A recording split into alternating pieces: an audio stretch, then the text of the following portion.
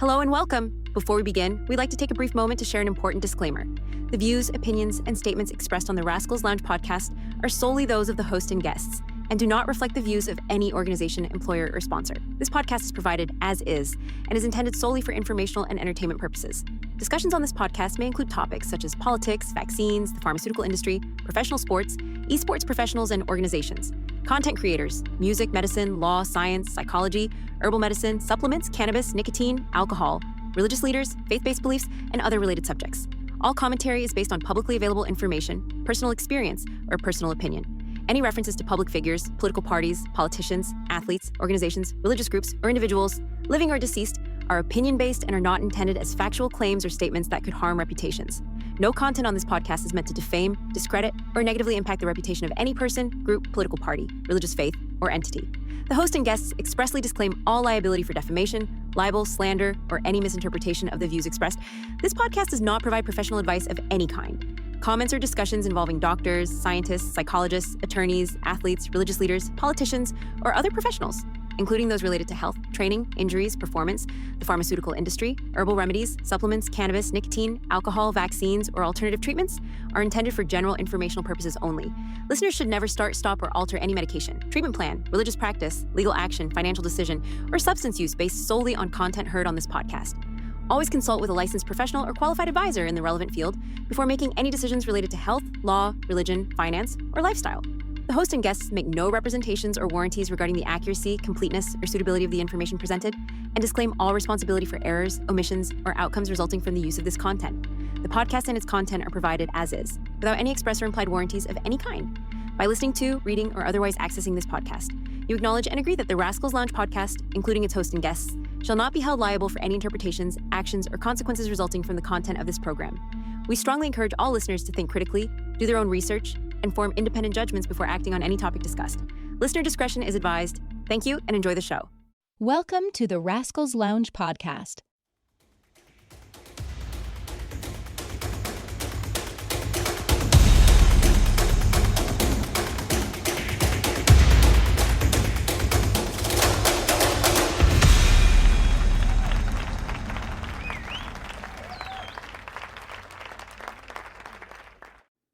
So yeah, we went yesterday to a youth group because we started this new church that we're visiting.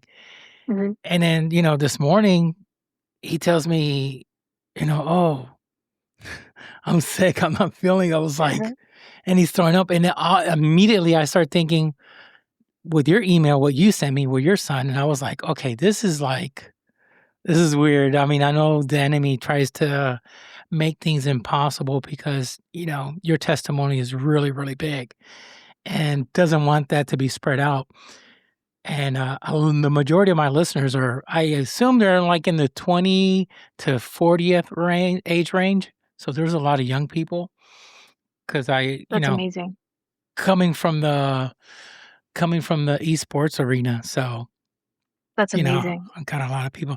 Remember, it's like Joe Rogan. Joe Rogan brings a lot of his people from UFC. Yeah, for sure. So I bring a lot of people from Pro League esports. Yeah. So yeah. Well, I appreciate you having me on. It's definitely an honor. I never thought that I'd be talking publicly, and to get invites is definitely humbling. Well, actually, I listen to indie cases basically every day. Yours in particular, I felt in my heart like, okay, this is legit. I had Dean Braxton. I'm really picky when it comes with indie cases because not all of them out there are real, and not all of them go according to the word. But I saw your case on YouTube. I forgot what it was who was it that invited you? It was a lady. I think it was Julie from Touching the Afterlife. Yes, that one. So I saw it and I was like, interesting. And I felt this peace, and then on the description, she put on your information, the email. Mhm. So that's how I reached out. I said, you know what? If it's God's will, it's going to happen. She's going to come on the pod. And boom, you replied quickly. Yeah, So I was like, I wow. I decided to share my email because, I wanted to definitely expand on anything or anybody that maybe had any questions or felt like they needed somebody to talk to or anything like that. I definitely wasn't expecting to be invited to speak publicly, which is an honor, but I mainly, just want to reach as many people as possible. Amen. Well, there's a the reason why you had that experience is because God wants that to be spread out because all the glory goes to him, Absolutely. you know. So, that being said, I'm ready. All right. I'm ready. So for all the listeners around the world, just give out your name and a brief uh history, a little bit about you so they could get to know. Sure. Do you want me to kind of start from the beginning? Yeah, sure. Take your time. Okay. Um, so my name is Jenna. I'm from Phoenix, Arizona, born and raised. Growing up, I initially was in the Catholic Church for about 2 years. And then we kind of stopped going for no reason that was given to me.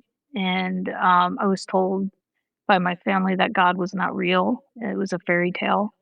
But I still had that belief in the back of my head.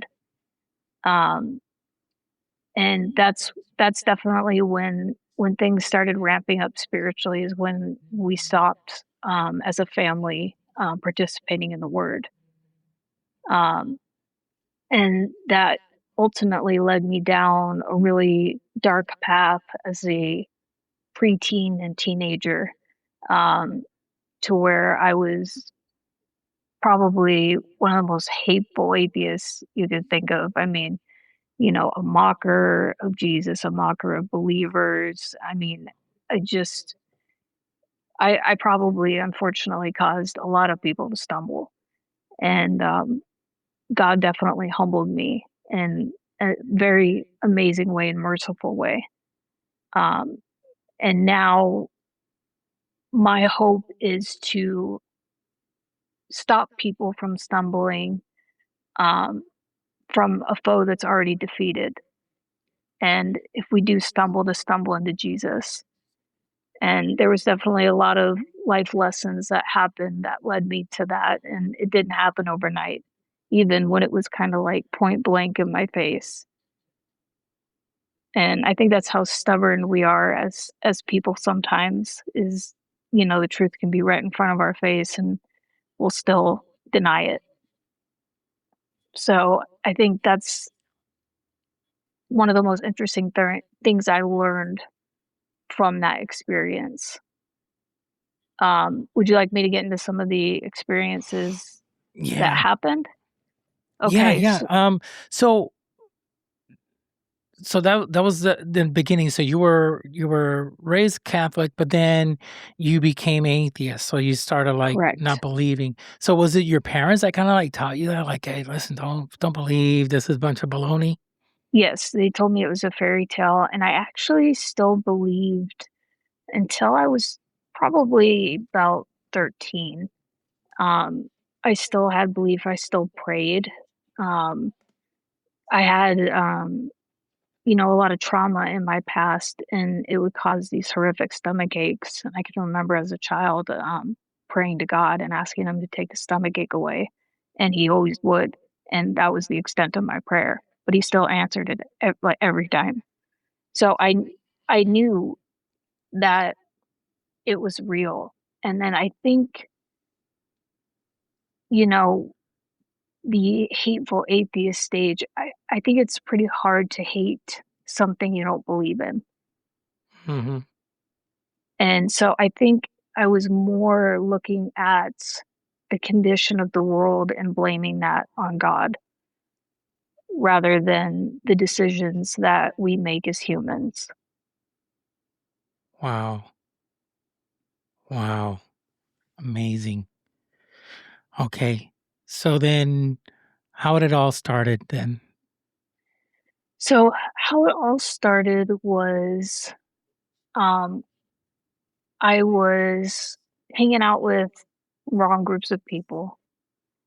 Um, and I had a friend that was very interested in like the paranormal shows that were going on and communicating with spirits. Mm. And I didn't believe in that. I thought it was pretty silly. And she brought it over. I didn't mention what it was on my previous interview, and I really don't because I don't want people to play with it because it is very real. Mhm. And the the things that started happening, the conversations that started happening, they were full conversations, and they were very benign at first. And there would be children speaking, and these were full sentences answering questions that we were asking, things that replying to us, and we actually recorded all of these things. And because I was like, I cannot believe this is real. And then things started ramping up from there. Um, Things started happening around the house. Things would start to move. For instance, when we would use this device and it would be talking, things around the move would or things around the room would start moving. We had a lanyard hanging on our door frame, and as we were talking, it just started swinging back and forth until it flew off the door. And then the voices or whoever was speaking would start asking us by name, and so they knew who we were. And during this time, we were inviting them, and that's what was causing this. And so, because I was, I guess, more interested in it, I started doing it without my friend. And it would start to ask where she was, and it would ask me questions about her.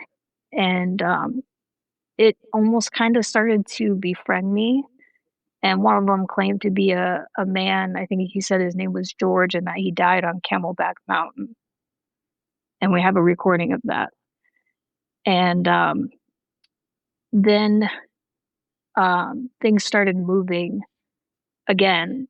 And one instance was I was kind of cleaning my room and I turned around and there was a photo on my bed, and it was a picture of me when I was about 5 years old on a Flagstaff trip, which was the first time I was molested. And I had never known that picture had been taken. And all of our family photos were like in a storage area. So I have no idea how that ended up in my room. And so then And it started becoming more mocking. did you ask, like, your parents, "Hey, did you put this here? Do I you did. got" I did. Okay. And they said they didn't. And then Wow. I started telling them, I think the house is haunted. And they're like, you're ridiculous. And I'm like, okay. And then one particular night, and I didn't get to share this on the last interview I did, I was playing a video game with a friend and I had my headphones on, but not so loud. And then I just heard my name being screamed. I mean, just so loud it echoed. And I just froze. At first, it sounded like my dad, and it sounded so agonizing to the point where the thought that went through my head was, "Oh my god, somebody broke in, and my dad is screaming for help." And so I sat there and I froze, and I finally got the courage to open up the door, and there was nothing there. Jeez. I wouldn't And have the courage to open it that. took forever, but and the only reason I was brave enough is because I was like, "If that's my dad, like, this is, like, last case scenario." Yeah. And, 'cause it was just very raspy and it sounded, like, agonizing, so I wasn't sure. I couldn't imagine who would be yelling in the middle of the night in my house. Wow. And Were so it was nobody. I was Well, gonna it was ask, were you somebody. alone or would you had any friends or I was playing a video game with my friends. It was when Oh, I okay. was a teenager and my parents were asleep in their room. Oh, okay. So your It was dad the middle was of the night, yeah. so I thought somebody had broken in or something. Wow. And so that's kinda when it really started getting, I guess, more violent. And then I started having, nightmares as a teenager, and one of them I was standing in front of this gentleman that was dressed as a priest, and he was just in priest garb, and he was speaking to me. And then all of a sudden, he pulled a revolver out and he shot me in the head. And I didn't move at all. I just stood there.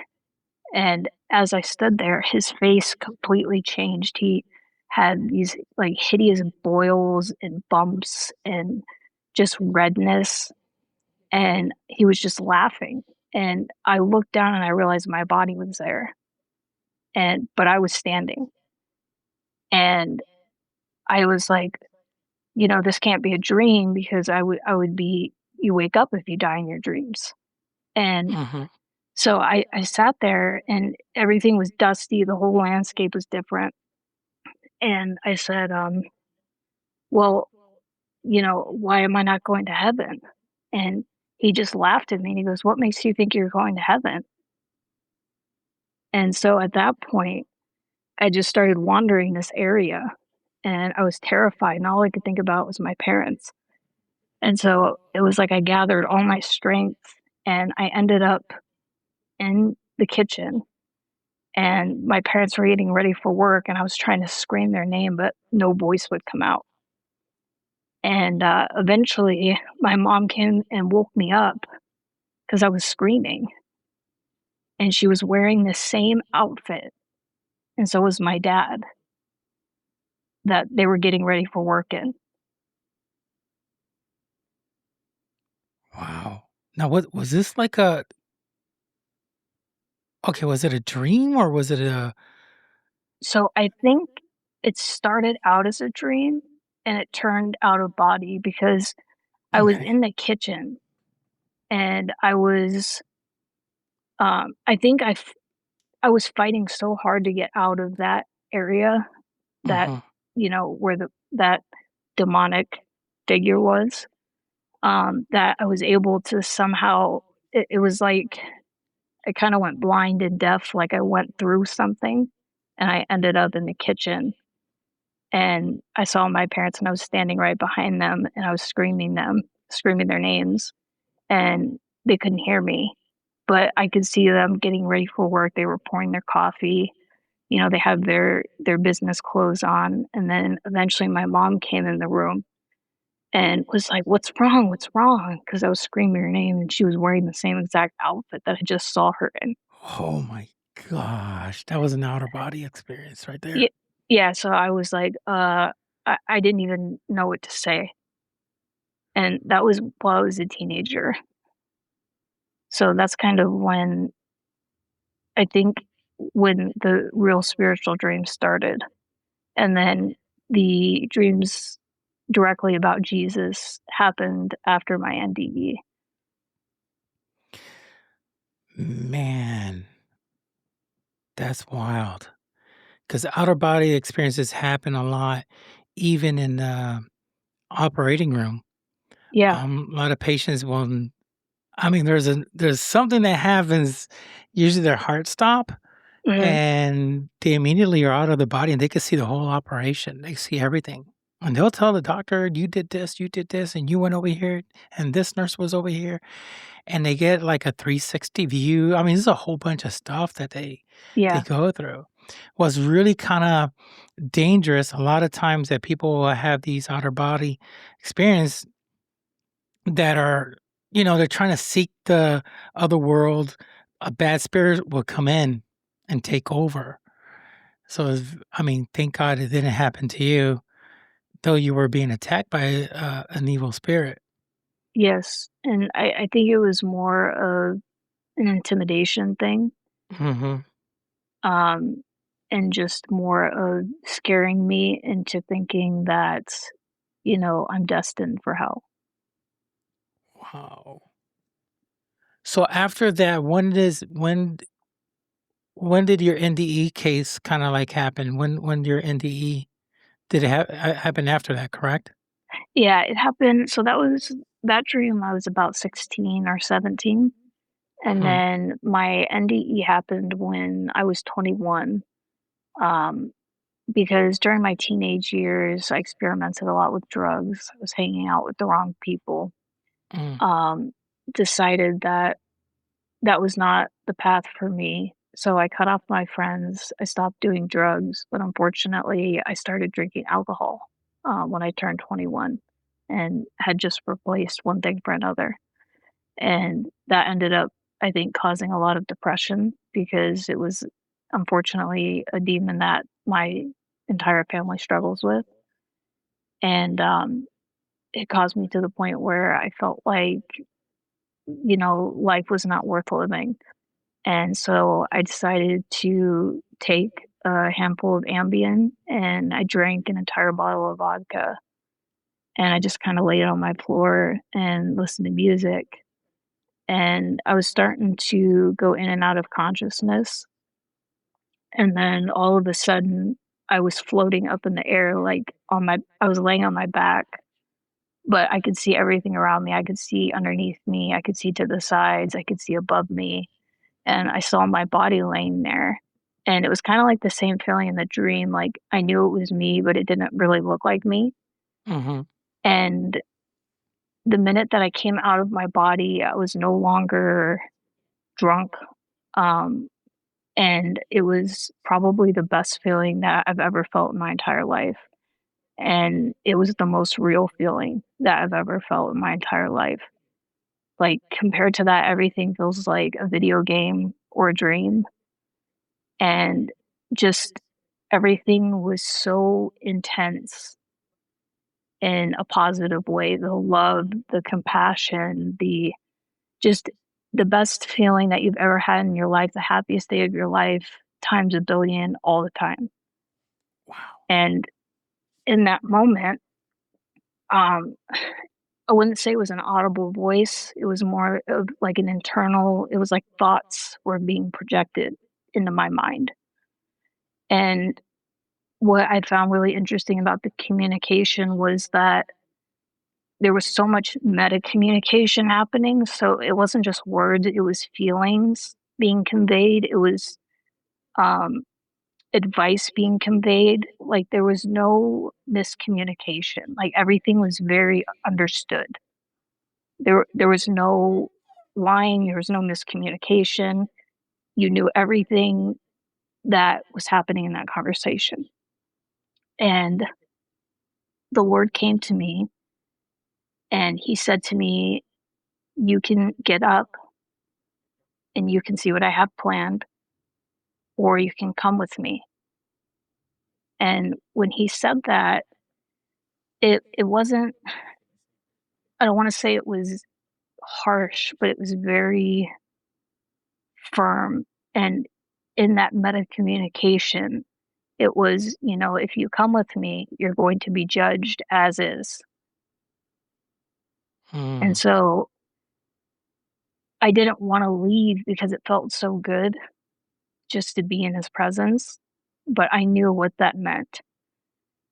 And I knew that basically it was like, I will take you to be held accountable. And so I decided that I wanted to see what was next. And so at that moment, I was instantly thrown back into my body and it hurt so bad. And I was drunk and very ill. And I immediately turned over and was sick. And I know that if I wouldn't have made that decision, that I would have just gone to sleep and probably aspirated. Wow. That voice that had authority. It had authority. It was loving authority, though. It Yeah. wasn't, It's like a and it, father. yes, and it was fair. It wasn't. It Tough wasn't love. unfair. Yeah, it wasn't. Wow. It wasn't unfair, and it was, you know, not only was it, you know, I'm telling you what's going to happen, but I'm giving you a choice. Wow.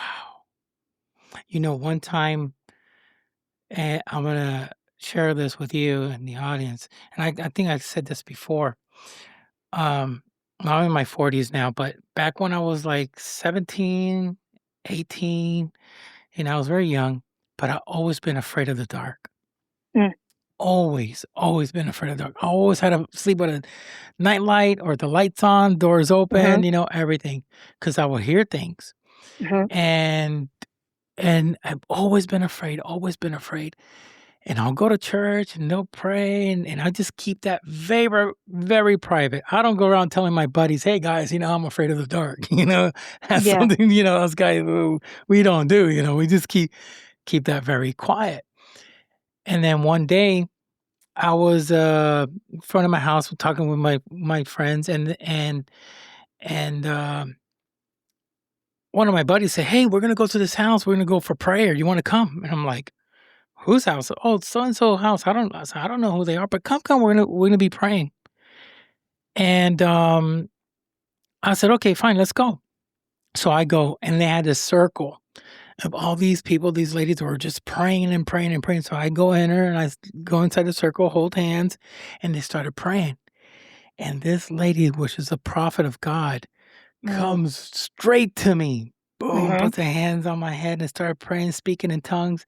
And the Mhm. Lord speaks to her. Why are you so afraid of the dark? If I'm next to you, Mhm. why do you fear so much at night? I am sitting next to you. Mhm. I'm like, oh, Jesus, I'm sorry. He talked to me with that authority, but it was Yep. that loving authority. He said, why? Yeah. I'm next to you. I'm with you. Yeah. And he said, when you feel this fear, go to my word. I am going to speak to you Mhm. through my word. Absolutely. And let me tell you what, I felt good. I said, the Lord's with me. He was with me all along, every single night when I'm scared, and but he asked me that question. So why? If I'm with you, I was like, man, so you were sitting next to me and I'm over here scared, So it was like it's that firmness, that tough love, like the way he spoke to me. Mhm. Wow. Absol absolutely, and I think it's funny that you mentioned that because, with Jesus, we don't have to be afraid of the dark, but without Jesus, we do, and it's actually the minute you said that, it made me think of, um, the biblical warnings about going out at night and about the dangers of the dark, and in fact, the the devil, Satan, the adversary, didn't enter Judas until he exited in the evening, Mm. and so that's Wow. when it happened. And so, there's warnings about that. So I think there's a healthy fear of that, but also, like you said, God reminded you that, he doesn't give you fear and anxiety, that he Yeah. gives you peace and comfort, that those things come from the enemy. True. True. Yeah, because that fear and all that stuff comes from the enemy. You got this being scared and you can't sleep. A lot of people go through what you've gone through. A lot of people Yeah, that in usually in the hellish experience, absolutely. they I come was back with PTSD. Yes, absolutely. I was, I think, shown a lot of mercy, compared to some of the stories that I've heard where people have actually experienced, um, going to hell. And, I was shown a lot of grace and mercy. I had a buddy of mine that he's a gamer, William Pope. Um, I know who he is. I've heard yeah, his story. he was on my podcast. Yeah. Yeah, I saw him there, and I saw him on another channel too, I think. Yeah, it was on the way there. He Yeah, was on the way there. And yeah, then he was also like atheist, didn't believe in nothing. And something inside of him said, call out to God. mhm. And let me tell you right now, he's far from atheist. Yeah, definitely. Yeah, his story is amazing, and you can see just by his demeanor how much, Jesus has changed his heart. Wow. Now, you had that when you had that experience, it was telepathic the way Jesus was talking to you, right? And you knew it was Jesus. Correct. I knew exactly who it was. Everything was known and understood. Mm. Um, and it wasn't audible like I heard it through my ears. I heard it in my body, but I also heard it as thoughts. So it came through as vibrations and as thoughts. Wow. It's You know almost like if you're reading, mhm. but it's not your voice. Yeah, you would know his voice, and you know Oh, it's yeah, him. absolutely. I tell this is something that my pastor taught me in Puerto Rico. Actually, taught me. He said, the Bible says that the God's children know His voice, and they would Mhm, know. Um, and I tell people, you could be like in a mall, or you could be in a theme park where there's thousands of people, mhm. and everybody's talking and talking and talking. But in that midst, your mom was to ever scream out your voice, your name. Would you recognize her voice among that multitude? Exactly, You will. You're like, "Wait, mom's calling me." exactly, There's 1,000 people, everybody's talking and all this and screaming and shouting, but your mom was to scream out your name, you would know that's her voice. That's how you absolutely, know the voice of the Lord. absolutely, and that's something that's completely layered throughout the Bible. Jesus describes, his coming back as a marriage, and we equate, a husband treating his wife as the church. So, while it is considered a religion, it's really a relationship, Mhm. and it's mirrored in that way. And so it's something that, we're continuously fostering and continuously getting to know Jesus. Wow. Now, after you went through that experience, that NDE, because Mhm. I believe that once you were out of your body, your heart had was what we call in medical term an asystole. It's when Yeah, your heart literally stops. yeah, Um, and then your brain waves only last seconds because a lot of people were, well, you were right on drugs and you're hallucinating. yeah. That's what a lot Uh, of people have said in my other testimonies. Some people have made yeah, comments like that. but the brainwave only works several, like couple. I don't even. I mean, you could probably even Google it. How long, if your heart is in a systole, is stop completely? How long you have brain waves will stop as well? I think it's like a minutes. I mean, Mhm, it doesn't last a long time. It's like 60 seconds or a minute or two, and that's it. It's mhm, gone. There's no brain waves. So you have no heart rate and you have no brain waves. I mean, you're completely dead. mhm. And I think that's what happened to you because once you're out of your body and you could tell everything what's going around, you could see everything and you could see yourself and you're floating, you know, and then having that experience, that's amazing. I mean, the mercy that he has upon you was big, Yeah, very big. it was definitely big because the way I was living, I certainly deserved right where I was going. So I'm very, very glad that he gave me another opportunity. Now, after that, did when you came back, do Mhm. you what is it? What was your next step after that? Like I'm done with this. I'm going to start seeking God, or what was your life immediately after that? So I definitely stopped with the drinking and the self-harm after that. But I did not turn to Jesus. And I know that sounds crazy, but I didn't. But I did notice the next morning, um, obviously I survived and I went and I sat outside and I remember just having an appreciation when I was looking around at the sky. I was like, man, everything is so orderly. Everything is so perfectly made to just exist the way it is. We are the birds, the sky. And I was like, there's no way this can completely be an accident.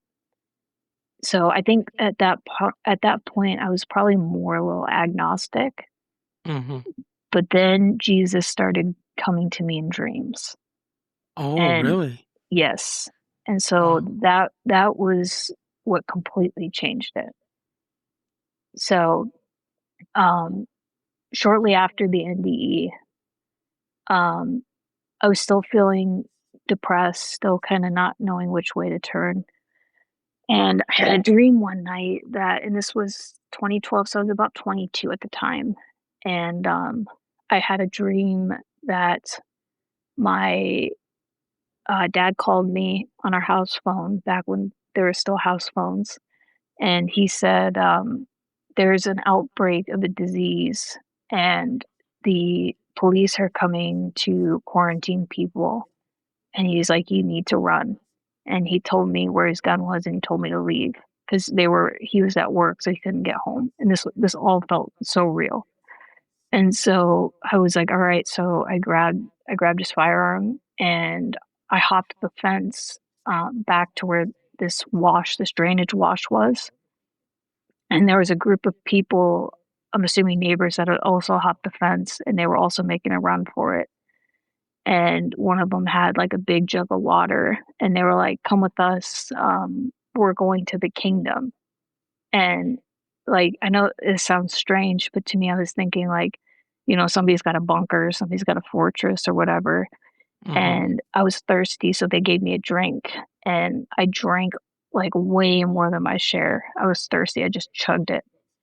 And there was this kind of scraggly looking gentleman that wasn't part of the group, and he asked for a drink of water, and they said no. And they basically told him to get lost, that he wasn't coming with us. And so he bent down and he drank some water that was in the drainage ditch, Mhm. and he passed out. And so the other people were like, "Let's go." And I felt bad that he was just laying there. But for some reason, I knew that there was like a sedative that had been placed in the water so that they could round people up. And so I decided that I wasn't gonna go with those people. And so I sat down next to the brick fence with him, and it felt like I was waiting for hours and for him to wake up. And I was like, "Well, if anybody comes, I'm just gonna do whatever I have to do to keep us from being taken." And then as soon as I had that thought, he got up and he said, "Follow me." And so I followed him, and he literally took me back over the fence into my backyard. And he was like, "The kingdom has been here all along." Sorry if I'm crying. This one always makes me cry. Go ahead. And all of a sudden, he was wearing these robes, and there was light around him, and I couldn't see his face, um, but I could see just hues of like golden light around him, and I knew it was Jesus. And then I woke up, and I really felt like that was a test, Yes.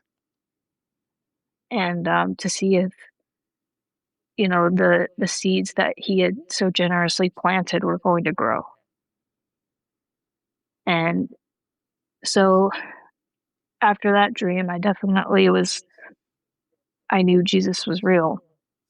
And he continued to give me more dreams after that. Um, and some of them were more apocalyptic in nature. Um, I don't know if you want me to share those, but Yeah, go ahead. S um, mm, so one shortly after that was I in a dream I had woken up and I walked out into my kitchen, and outside of our sliding glass door, I saw all of these. I guess they look like UFOs, but not, I guess, the way we would imagine them. mhm, And some of them were like completely silver with inscriptions on them, and then others had a silver ring with like a blue fog like hue over them. And there was a gentleman standing at the door, the sliding glass door, and I just got this immediate feeling from him of like, I can trust this person. And so I just opened the door and let him in. And he came and he sat down, and I said, "What are you doing here?" And this was all telepathic communication. And he said, "We're here to save you, like you as in the population, from yourselves." mhm. And I I was kind of felt like a kid in a candy store, and I started asking him questions. And I said, "Is God real?" And he just smiled at me and he said, "I suggest you read a Bible." And that was the end of the dream. Wow. So now And he's giving you yeah, so he was kind of like, you know, hey, how how much more do I need to tell you? wow. And, and so that that definitely made me read the Bible. And um, I didn't have any really religious background other than the 2 years in the church. Um, so I'll be very honest. I started with Genesis and I started at the beginning. And then when I got to the genealogy, I closed it. And I was like, not interested. And then I met a friend who is now my husband. And he is Christian.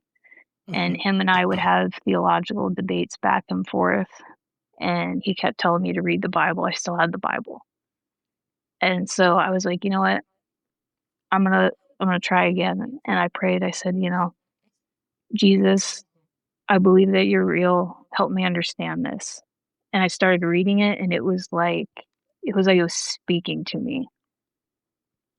Wow. And yeah, it was like I completely could see how layered it was. And even when I read today, because I've probably read it all the way through 4 or 5 times.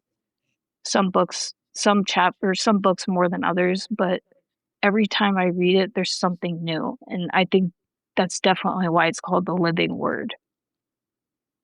Correct. And so, getting to know Jesus through the Bible, I was like, okay, this is definitely the right direction. And then as I started to read, some more spiritual attacks started happening. And my husband was involved in those. And one evening we were getting ready to go to bed, and we kind of kept our door cracked open, our bedroom door. And all of a sudden, I just felt like this presence standing there. And I kept like looking over, I didn't see anything, but it kind of felt like somebody standing behind you in line. Like you could just feel somebody behind you, but it felt like somebody was standing there, and I just felt anger. And so I started feeling really kind of scared. And so I shook my husband and I kind of pointed towards the door, and he goes, I feel what you're feeling. And I didn't even say that, I felt like somebody was standing there. And that's when he taught me the Lord's Prayer, and he said, let's pray. And so we prayed. And as we started praying, the shadow entered the room. It hit the wall. It shot up into like where the ceiling fan was and disappeared. Wow. And so I was like, okay, this is very, very serious. Correct. This is And this very time serious. you guys didn't have a church, or you guys were going to church? No, we did not have a church. So now Okay. we are established in a church. Um, Thankfully, we have our son and the youth program, and but we were not established in a church at the time.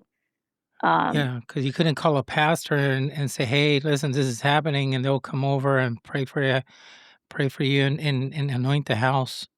yeah, and to be honest, I wasn't sure if like I obviously believe that Jesus was real, but I was like I didn't realize how ever present that spiritual battle was, and it almost makes you feel crazy, Hmm. or like people won't believe you, or you know, but it's extremely serious, and it's very real. Yes. I'm gonna tell you, I had an experience one time. I went to a church visiting.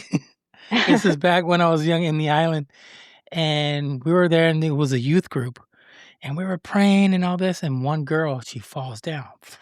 So I'm thinking, okay, she's slain in the spirit, we're just leaving her alone. And everybody was praying, and all of a sudden she started moving like a snake on the ground. Mhm. The pastor saw it. He says, "Okay, gather up, take the children out of here. this and this and this and that, and the people and they said, if you're not ready, do not go against her and pray. Do not go against this, the demon, because she was possessed. And she started screaming and making like a snake. So we gathered around in a circle and we started rebuking. So the demon goes ahead and started pointing, why are you trying to rebuke me out of this body? You don't pray. You don't even read the Bible. Why are you trying to get me out of this body? If you just all you do is this and this and this and this and that. And I was like, and then the people that were, rebuking, they had to stay quiet because the enemy knew exactly their flaws. And then the pastor had to come in and start rebuking and get that demon out, and then I left. Yeah, and I think that's very interesting you say that because, a lot of people talk about how God sees and knows everything you do, but demons know everything about you too. They know all your sins, and they use those. They know your to sins, play. exactly. And they they're the one use that those plan to it. play. Yep. And they use those to play against you. And they know the Bible too. Yep. Unfortunately, they might know the Bible better than a lot of Christians. Yeah. And that's how they know how to twist things. That's how they know how to mislead people. I mean, they know quite a bit. True. I remember that day. I'll never forget it. I couldn't sleep that night. Yeah, I bet not. I couldn't even sleep that night. I was, oh Lord, I was praying, and I had to talk to the next day. Went to church again, and then all the youngsters, the youth, were like, "Man, could you sleep?" No, I couldn't sleep at all. It was crazy. Yeah. We couldn't even sleep. I mean, it was like that was horrible. But you got to prepare yourself when you're battling against the enemy, and it's through fasting and prayer. Absolutely. Fasting, and the Bible says it. Jesus says you cannot take this out unless you fast and pray. Yes. And some of the best, I guess, revelations I've gotten has been through fasting. And I can almost guarantee you, if you do it with an earnest heart and you pray on something, you will receive an answer.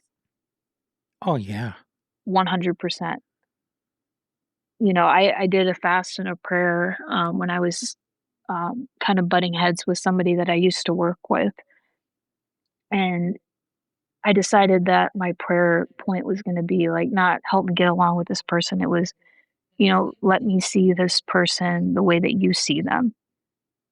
And I did a 3-day fast. And then on the third day, because I was going to break the fast in the morning, I started just having this thought of like the number 3 and how everything was layered into threes. And then this spiraling kind of started happening. I was completely awake when this happened. This wasn't a dream. And so this tunnel opened up. And I almost want to say it felt like it was being inside of like a power cord that was moving. And in that moment, I was seeing visions of this person as a child. And I wasn't given a lot of context, but enough context. Like one image was her as a young girl, and I'm assuming her father figure walking out the door and her being very distressed about it. And I was getting the feeling that he wasn't present. And I was seeing images of her in all these different homes and just her having all of this frustration and just having to hold it in. And then later, as I started to work with her, I learned that she was a military brat and she moved a lot and she wasn't close with her father. And, God had shown me a lot of things that helped me navigate our relationship. And she ended up being probably one of the closest coworkers I ended up having there. Wow. Funny that you said the threes. Yeah. You ready? Okay. You ready Yeah, for I'm this? ready. I'm I'm going to give you something so you could. Okay. There was a moment in time. back in my teen years. I think it was 1920. I can't even remember. I should have jotted this stuff down. But I remember this like it was yesterday.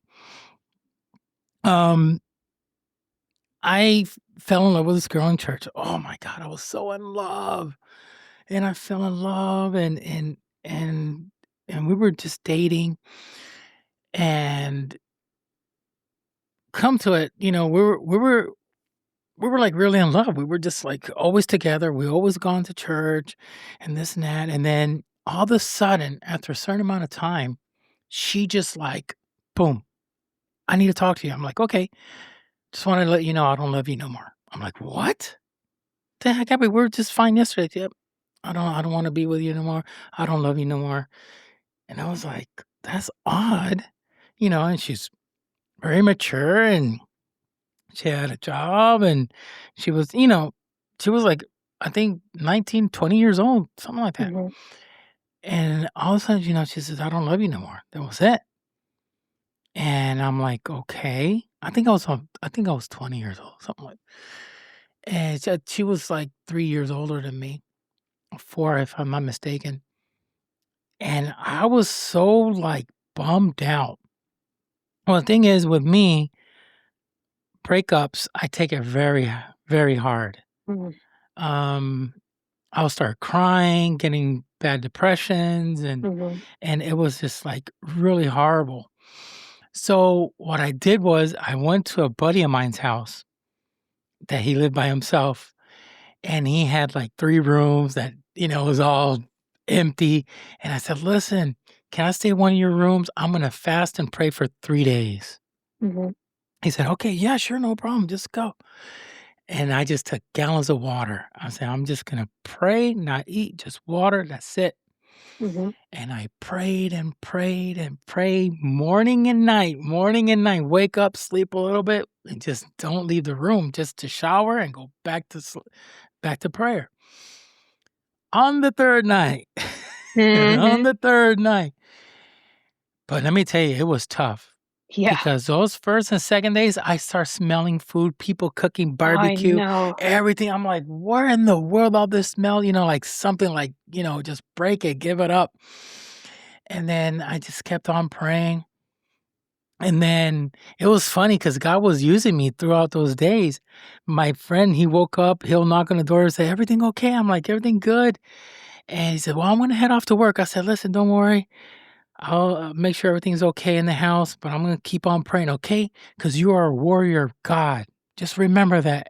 And he goes, Jeff, I was just praying right now in silence, and I asked God, I want to be your warrior. And you just got done telling me that. And I was like, bro, I don't know. That's weird. He said, right? I was just praying. I want to be a warrior of his. And you just got telling me that I'm a warrior of God. Oh, man. So he was like super happy and he left. And then the next day, that was the third day, I prayed and I went on a deep sleep. And all I remember was everything was white. And I was sitting down and I had a Bible in my hand and it was closed. And I hear this voice says, Jeffrey, read chapter 3, verse 3. Because during my prayers, I'll ask God, bring her back. God, change her heart. God, reveal to her so she could, come back to me and all this and that. Instead of me praying, God, if it's your will, let it be done. I'm going to leave this in your hands. That's it. No, but I was like fighting with him, wanting him to do something to change her. Mhm. But this voice said, Jeffrey, read chapter 3, verse 3. Now. And I was like, I had the Bible and I opened it and I said, but in what book? When I looked, I see the book of Amos and boom, I woke up. Now, the strangest thing is when I woke up, I wasn't yawning. I didn't feel tired. I felt like how I am right now. Mhm. And I said, whoa, this is weird. I was sleeping. How is it possible that I feel like I wasn't sleeping at all? Right. I felt awake like normal. Mhm. because usually you wake up, you're groggy, you start Groggy. yawning, and you stretch, and then you're just Mhm. like, oh, I felt none of that. It's like Mhm. I was completely awake. So I go drop on my knees. I started praying, and I remember everything. And I said, "Well, it's probably," and I start debating with myself and thinking, "Well, this is probably a product of my imagination because I'm depressed and I'm thinking of this." And then something within me says, "Go to the index." I said, I saw a book of Amos that doesn't exist. That's all in my mind. So I go to the index of the Bible and I see the book of Amos. I'm like, whoa, how many chapters there is in this book? And I look and I see, and it says only 4 chapters. And I Mhm. said, okay, now this is freaky. Let me go to chapter 3 and go to verse 3. And it says, can 2 walk together if they don't agree? In other verses, NIV says, do 2 walk together unless they have agreed to do so? Mm. And I was like, no. It's the answer to the question. Yep. I was like, wow, out of all the Bible and all the verses, can 2 walk together if they don't agree? And I was like, no, Lord. So, she has free will. And also, but that's another testimony Yeah. because, No, but that's amazing though, and he probably wouldn't have shown that to you if it was going to be something fruitful for you. correct. But, So that's amazing. but with my case, many years passed by and, I know we're going off on a different topic here, but, um, I met up with her again years after, like over 10 years after we met up, and then, uh, we started dating again, and I disregard that, what the Lord told me, and ended up getting married to her. So, what happened was, after a couple years, she did it again. Mm. She did exactly the same thing again. And I was in a really, really, oh God, that was bad. Tell you to the point, we went one time to church and they were praying over us. And this one of the elders, older people there, this guy uses them in wisdom, and he also had a gift of prophecy. He told her, God has a gift and it's a son. Give him a name and he will give you the son. And she says, oh, okay. When we got in the vehicle, she said, I don't want that son. I don't want that Mm. gift. Just like that. I'm like, man, screw us. Have you heard that? She said, yeah, but I don't want it. Okay. So time passes by like a year after she went ahead and said the same thing. I don't love you no more. And I moved to, that was the northern part of Puerto Rico. And I went back to live in the south part where my mom lives. And I remember that she wanted the divorce papers. I was so confused. And I was like, man, I disobeyed God. He told me that verse. Like, no, 2 cannot be together if they don't agree. Why am I forcing this? I wouldn't thought that, I thought she was changed. And then we went to seek counseling, but we went to a pastor that didn't know us. Mhm. We asked a friend, and this was the agreement. She says, I want a divorce. I told her, I'll sign the papers, I'll get a divorce, but we gotta go see, uh, a pastor before I go ahead and agree to it. She says, "Okay, fine." So we drove like 2 hours away to go visit, somebody that did not know us Mhm. whatsoever. And the questions he asked, he was there with his wife, and then he interviewed us.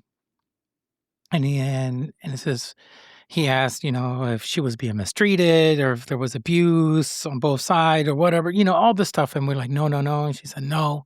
She said, I just don't love him no more.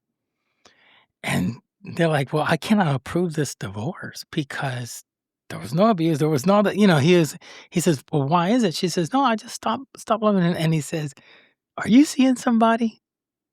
And she goes, no, I'm not seeing nobody. He goes, okay. And they see me crying and they're like, you could clearly see that he loves you and all this and that. She goes, yes, but I don't want him no more. I don't want to be with him no more. And it was like very, very, very confusing. It was strange. And then he, all of a sudden, the pastor just he closed his eyes and he says, listen, the Lord gave me word right now. And he says, for you, Jeff. And I'm like, what? He goes, listen, she's going to divorce you. So no matter how much you're crying right now, she's going to sign the papers. Everything's going to be done. She's going to divorce you. Mm-hmm. But the blessing is going to be for you. God's telling me after this, God's going to put a woman in your life. She's going to put a woman in your life. That woman is going to bear you a son. You're going to have a boy. And I was like, whoa. You're going to give him a name and she's going to bear you a son. She's going to be, after that happens, she's going to want to come back to you. Don't make the mistake. But you're going to be married and you're going to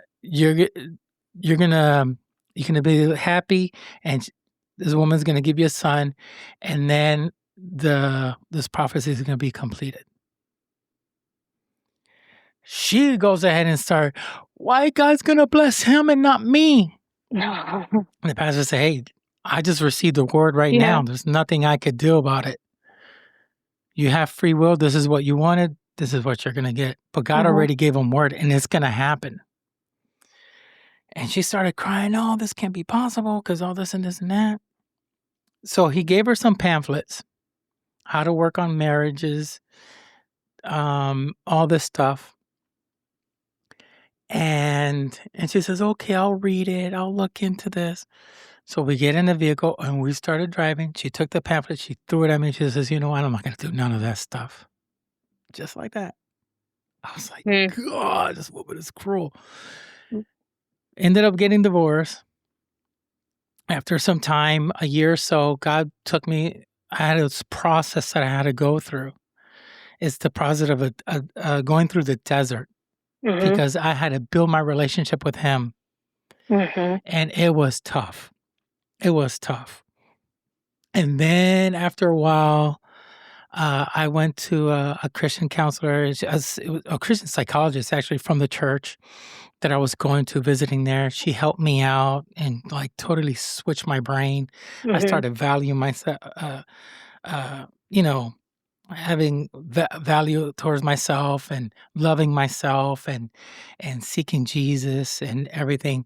And then after a while, I met my wife, and I met her at work in the island.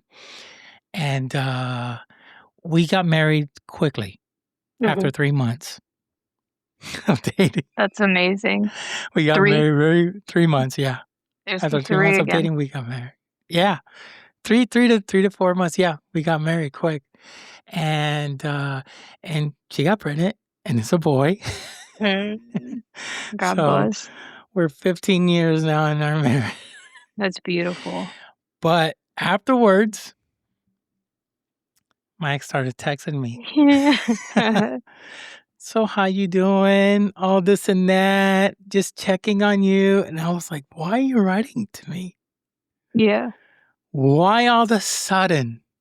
And she started texting me and all this and that. And I said, well, erase my number from your phone. She says, I can't because it's in my heart. And I'm like, really? What happened was that my wife found out and I told her the truth. I said, is fulfilled. The prophecy completely happened. And she says, well, I got to talk to her. I said, no, you're not. And then she found out, she got her number, and she gave her a little good speech. Yeah. She said, don't ever call my husband. You Yeah. know, so, I mean, in a different way, you know. Yeah. That's good. She But loves you. yeah, she was like, why did I do that? And that was the end. So the prophecy came to pass. That's amazing. I don't know. We just went off the topic because I'm No, sorry because this is about you, but don't be sorry. No, I love hearing stuff like that. It's amazing to see Jesus move in multiple people's lives. yeah, it's it's amazing. You have to be in full prayer. I mean, we're not perfect. We are human beings, but if we put our faith in Christ, everything's going to work out for the best. Absolutely. I 100% believe that. And he doesn't promise us a perfect life. In fact, he promises us a rather difficult life, but that he'll help us endure it. Correct. Now, do you still get these dreams about the end times? I have not had a dream about the end times since Is that one that 2020. No, there was another one in 2020. It wasn't pandemic related. mm, That one was very interesting, and it's actually very interesting because I thought about it last night, and I wish I could remember. I had my Bible app playing while I was washing dishes last night, and I can't remember exactly what book I was reading, but it was somewhere after James. But anyway, the dream that I had, I was asleep on the couch um at my mother's house. And it's funny because my father wasn't in this dream, and he passed in January. So it seemed like a future dream. sorry to hear. Oh, Mm, thank you. He was ill, so he's at peace now. Um mm, so it seemed like it was a future dream, and I was sleeping on the couch, and I woke up and there was a news broadcast, and I can't remember exactly what the nature of there was an asteroid that was going to hit the sun, or some object that was going to collide with the sun. And there was a literal countdown timer that was going on the news. mm, And I after I woke up and I saw this, I looked at my mom and I said, "Why didn't you wake me up?" Because it was like, a few minutes before. And she goes, "I didn't want you to be scared. I wanted you to go peacefully." And I was mad at her, and I was like, I wanted to get right with God. I wanted to get right with God.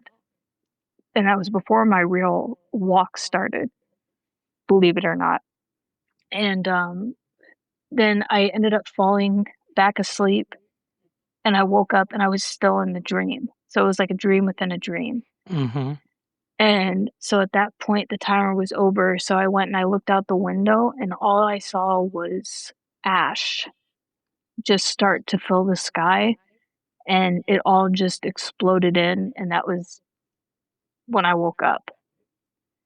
And when I was listening to the Bible verse last night, I was listening to um, a verse of talking about fire and ashes coming down to destroy the earth um, during Mm, end times. And I was like, right.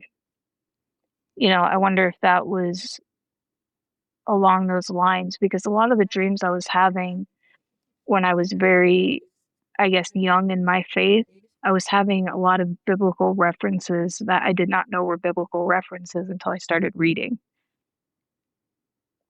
Wow.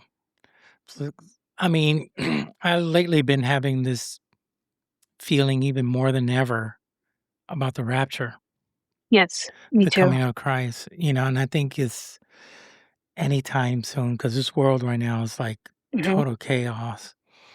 And I think that's going to happen. I also I also had a dream once when I was very young about an invasion in the Mhm. United States, and it was, like, really crazy, so I'm like, "Okay, what the world is going on?" But the rapture, I know it's gonna happen, and then at the end, people are gonna start blaming the UFOs and UFOs. all this stuff, and Yeah, now that's this stuff why with the the government. disclosure. Yeah. Say again? I said that's what I believe the whole disclosure is coming from to try to trick people. Yeah, trick people because I think any moment now the Lord's gonna come in and, gather up the body of Christ Mhm. and, his bride, actually. Yes. Wow.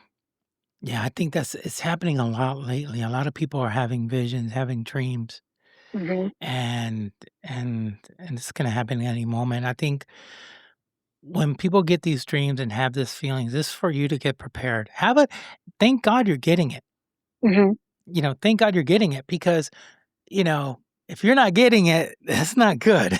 Yeah. No. Look, your body indicates to you, "Hey, I'm sick," Mhm. or "I'm having pain over here." It lets you know. Mhm. So then you could go to the doctor and get it fixed, get it resolved. "Hey, listen, I have this pain over here." They check you. "Oh, yes, you do. What stat is this and this and that?" And they'll take care of it.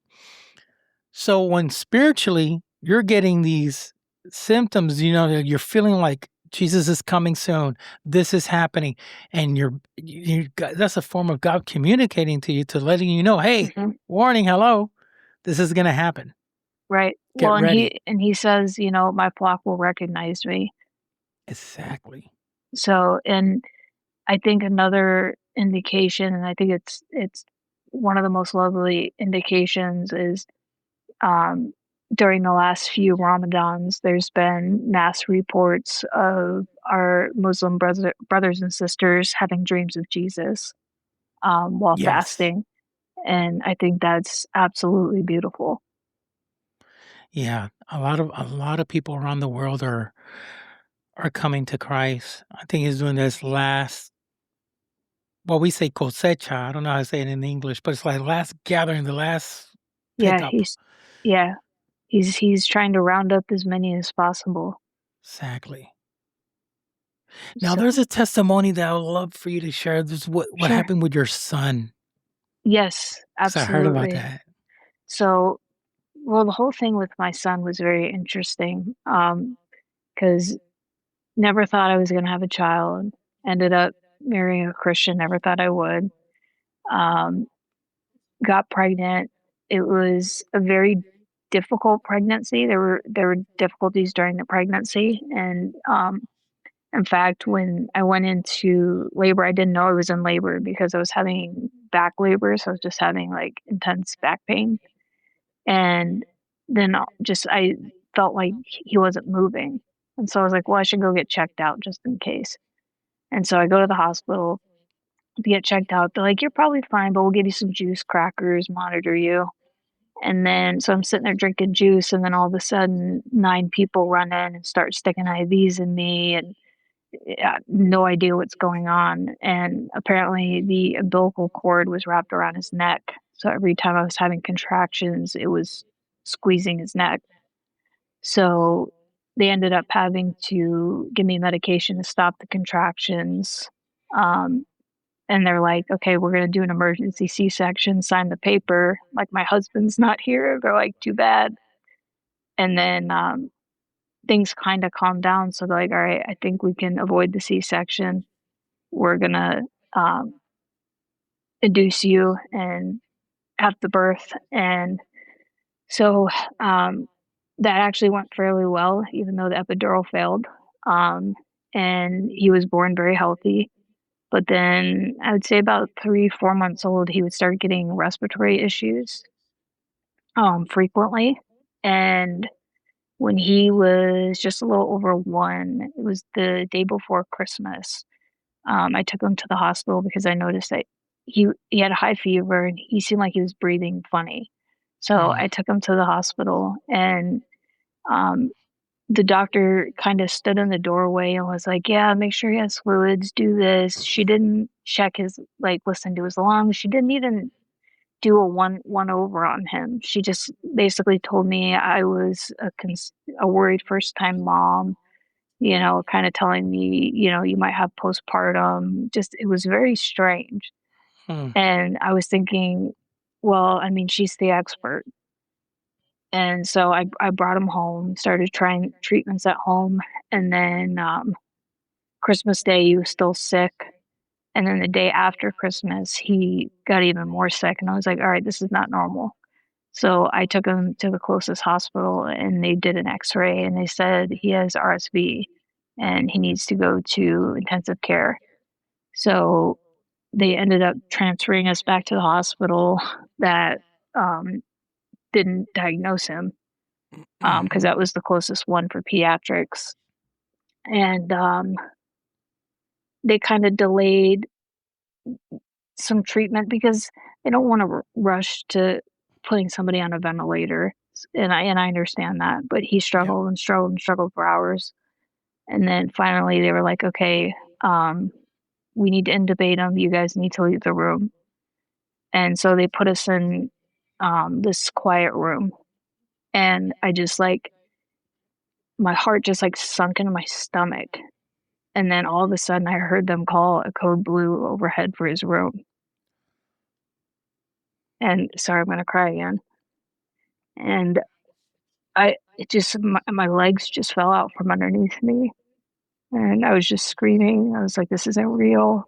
And we were on the sixth floor. And I just wanted to run out the window, just run out of the room. I was just so freaked out. And then the doctor came in and said that they were doing CPR and asked us if we'd like to be there to say goodbye. And so I couldn't get off the floor. And then another person came to help my husband get me. And then the doctor came in and said, we got him intubated. They did CPR for 4 minutes and they were able to resuscitate him. And so they got him intubated and got him set up and we were able to go see him.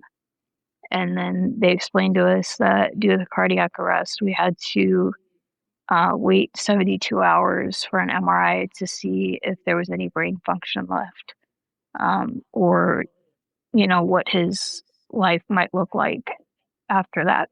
And that was my birthday, actually, and over New Year's that we were there. And I remember the first night, my husband and I, we just had so much anxiety. And, we reached out to our friends who were praying for us.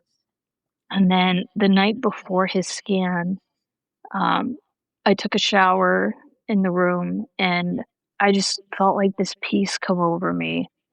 And it was just it felt like the Holy Spirit. It wasn't like the same kind of voice that I heard during my NDE. It was very soft. And it was like, your son's going to be fine.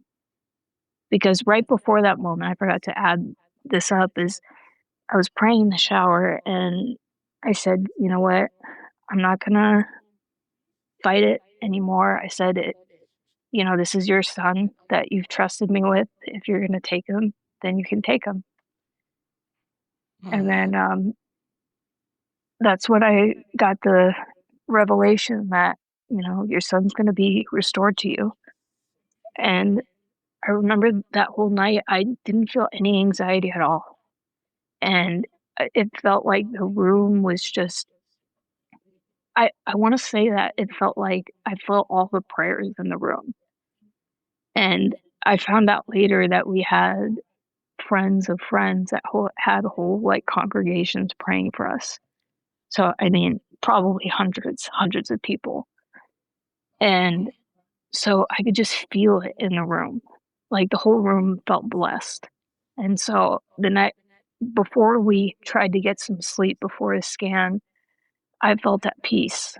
And I didn't say anything to my husband. I just tried to kind of comfort him because he was still anxious and I was a little less anxious. We were taking turns kind of comforting each other.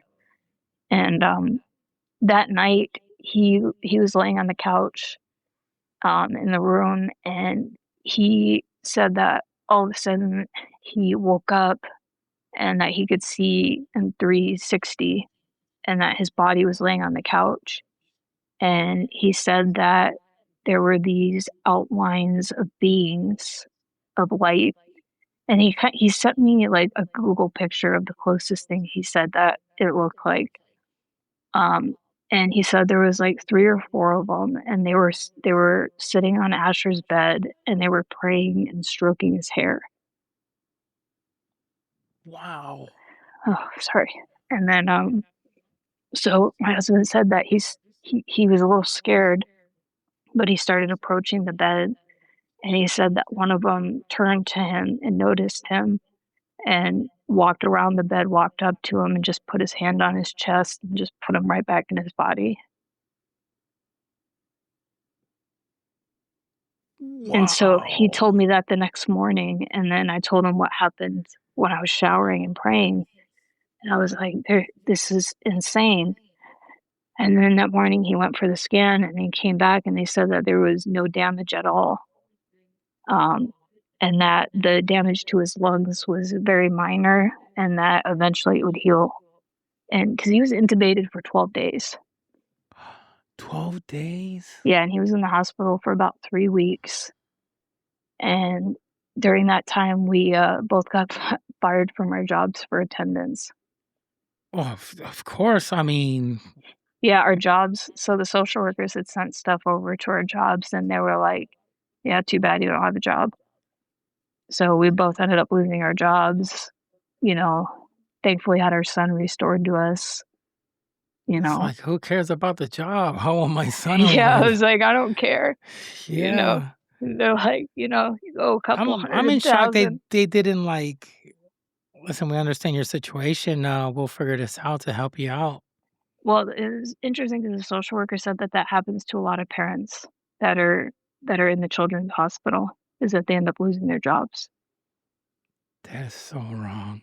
Yeah, but I mean, he fully restored, and then, we found out later a large reason he was having issues were his tonsils and his adenoids were enlarged, so he would get so not even after the RSV, but any respiratory thing, he would go into respiratory failure.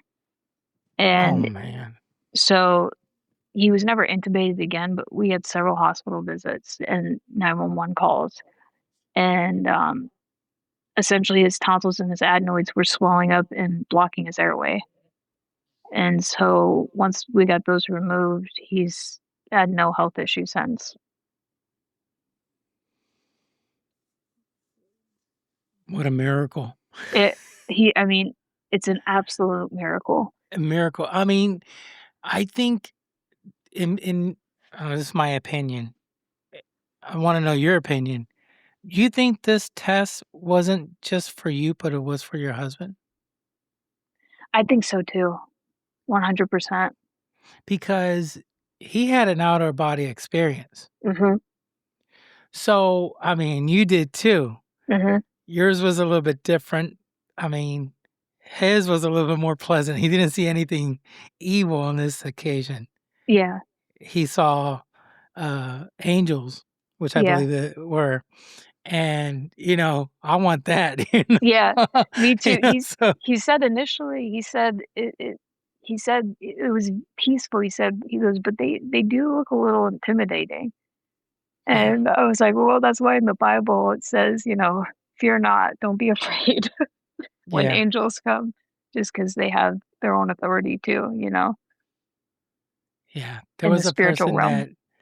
that that went to had an NDE, and he said when he went to heaven, he saw like this lion or leopard had like 9 eyes or something like that. Mhm. And I said, "Well, that's one of the pastors said, 'That's in the Bible, that's in the Bible.'" Yeah, And I was like, if you read when the first time I read Ezekiel, I was like, I had to recheck that I was reading the Bible. I felt like I was reading a UFO encounter. I was like, Yeah, is this the Bible? yeah. He says, "Oh, why were a beast that had like 9 eyes? Of course, it's gonna be freaky. Like what the world is that? Yeah, Never seen that before." But yeah, but eh, I'm sure he felt the peace, and then God intervened. Wow, that's amazing. Thank the Lord. I know. I thank him every day for Asher. I thank him every day because, you know, at the end of the day, it's God's son that he trusted me with. And Yeah. so every day is a blessing. Now, after all this stuff that you have, this amazing testimony and all the experience, I know that now that your spirituality, you're in a very different level. Do you still have these moments that, because a lot of people that I that I've seen and known that gone through NDE, they come with a special gift. Yes, so I did receive one.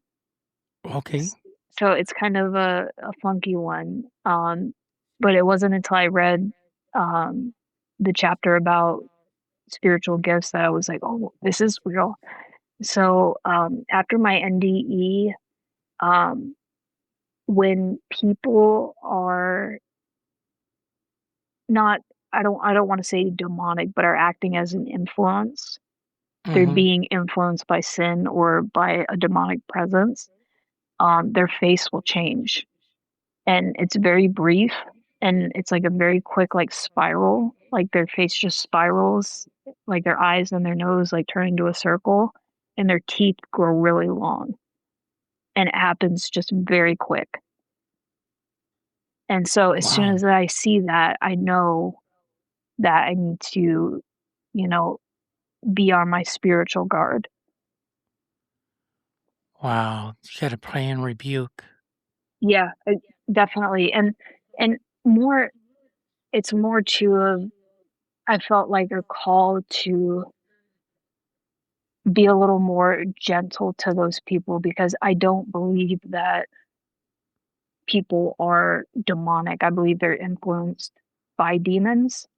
Yeah. And, you know, Jesus came to heal the sick, not, saying that that's my gift to heal the sick, but it doesn't make me, I guess, want to not associate with them, but it makes me want to pray for them. And if they're in a place where I can minister to them, then I try. Um, But yeah, that was one of the things that came back to me, and then it seems like through my prayer life, um, usually every night before I go to bed, I get like an imagery when I'm praying of Jesus and I laying in wildflowers, and we'll just kind of talk about the day, and then every now and then, like, cause for before I gave my testimony for a long time, I was like, Jesus, I don't know what you want to use me for. I don't know what to do next. I don't know what to do next. And then all of a sudden, I watched one of the spiritual videos, and he was like, email them. And so I did. And I was like, I don't want to public speak. I'm nervous. I don't want to do any of this. And they wrote me back immediately. And so I did a submission video, and then 2 hours later, she was like, "Let's do this. The Spirit's telling me to do it." And I was like, "Okay." And I was like, "I guess this is where we're going." And I was nervous, and I kinda didn't wanna do it, and I was like, "This is the enemy." And then the Lord blessed me again with your invitation, and I was like, "Okay, well, I guess, it's time to share the testimony. This is where I'm going." Amazing. Wow. And this is the beginning. It is the beginning, and it's definitely been a little hard to be patient, um, but I've been more involved, in my church now too. I'm part of the prayer team. Mm. Um, and I'm hoping to just help as many people as I can through the faith. I think that you're what you're telling me, your gift is the gift of rebuking um the enemy. So that's why God allows you to see a little glimpse. Mhm. So meaning you're you're a warrior of God in the sense that you're going to be God's going to put you in situations of rebuking this Mhm. type of things that people are dealing with. A lot of people are chained up and they have issues, and God's going to let you know. I mean, it's a lot of fasting and a lot of prayer. You know that. Yeah, absolutely. And A it, lot it of can't be fasting. one without the other. They need Yeah, to go in tandem. it's the fasting part because not everybody has that. What you have, I know people that could see the demons just right near them, and Yeah. they're to the point that now that it doesn't even phase them, Hmm. doesn't do nothing because they're so used to it. But now they know what to do, how to rebuke it, how to fight against it. Everybody has these certain gifts, and Yeah. some have the gift of interpreting dreams. Some will have gifts of interpreting tongues. Some will have, certain things, a Hmm. gift of healing, uh, so much different types of gifts. But the ones, gifts of prophecy, Hmm. God will speak through them. And yours is more of a battle and fighting, and God's going to use you a lot in that. That's what I feel. That it's amazing. It's a tough one, but He gives it to certain people. Not everybody would have this. What you have. A lot of people think that a pastor is, oh, it's the only person that has this gift. No, God will give this gift to other people. Yeah. You Well, know. and it's great that, there's all these different gifts because, if we all had the same gift, it wouldn't be in harmony. Exactly. Everybody has something. Yeah, everybody has worth, value, and even in the Bible it says that the prophets were human and they Hmm. prayed and they had faith and one of them prayed for it to not rain for a ridiculous amount of time and then the next day he prayed for it to rain and it did. So it's more about, our relationship and God giving these gifts to us if we ask humbly. Yeah, it's true. Amazing. Wow. You know what? I think in the future I should bring your husband on. Oh, so my husband, his gift is visions. So he Really? so he had a vision of me and us getting married before we ever got married.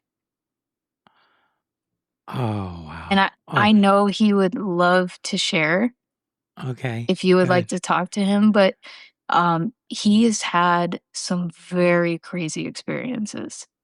Okay. Yeah, we'll plan it. We'll plan that Yeah, out.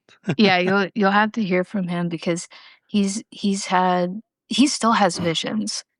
Really? Yeah, that's definitely his gift, but he still has visions and he'll tell me them. Like I would say it can be sometimes as frequent as twice a month.